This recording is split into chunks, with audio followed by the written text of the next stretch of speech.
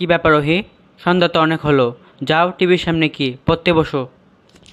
মামা সারাটা দিন খালি আমার সাথে পড়া পড়া করো, পড়া ছাড়া কি তুমি কিছু বুঝতে পারো না?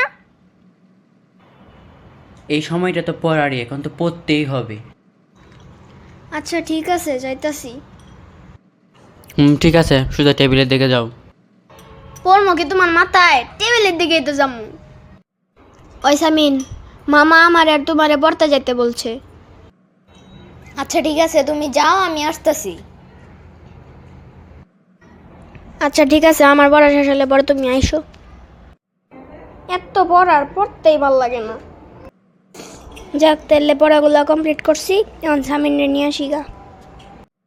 ওই সামিন, আমার পড়া শেষ, এখন যাও তুমি পড়তে বসো।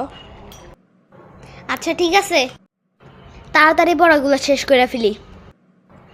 যাক, এখন তাইলে পড়া শেষ, যাই দাদার কাছে যাই। ভাইয়া, পড়া শেষ।